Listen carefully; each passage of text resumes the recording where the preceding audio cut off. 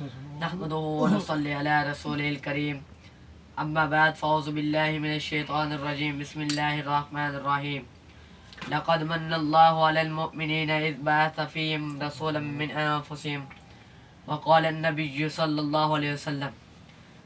آج میری تقریر کا موضوع ہے حضور کی آمد مسعود۔ توجہ فرمائے، تاریخ کے اوراق پلٹیں اور دیکھیں اس دنیا میں حضور کی آمد سے قابل کیا تھا۔ ظلم ہی ظلم تھا، کفر و شرک کا راج تھا، ہر طرف ویرانی ہی ویرانی تھی، حکومت شیطانی تھی، قتل و غار تگڑی کا بسارہ تھا، معمولی باتوں پر کٹ مرنا عام تھا، عورت حیوانوں کی زندگی بسر کرنے پر مجبور تھی، ہر ایک کا الگ الگ خدا تھا، جس کی لاٹھی اس کی بھینس کا قانون نفذ تھا، الغرض انسانیت تباہی و بربادی کی آخری دہانے پر پہنچ چکی تھی۔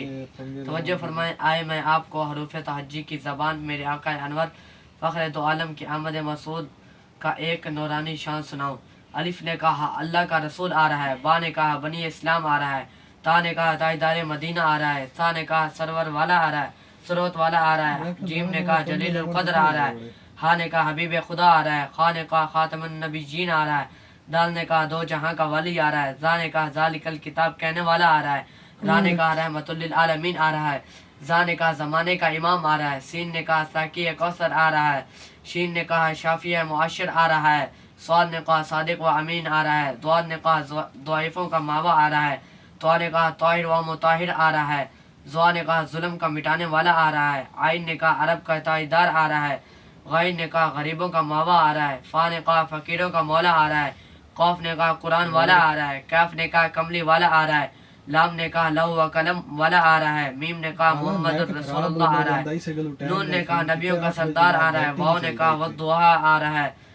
ہاں نے کہا ہادی برحق آ رہا ہے، اور یا پکار بیٹھا یکتا اور انور کی شان والا آ رہا ہے۔ شاعر نے کیا خوب کہا ہے، ارباب نظر کو کوئی ایسا نہ ملے گا، بندے تو مل جائیں گے مولا نہ ملے گا، تاریخ اگر ڈھونڈے گی ثانی محمد، ثانی تو بڑی چیز سایہ نہ ملے گا، وما علینا الا البلاغ۔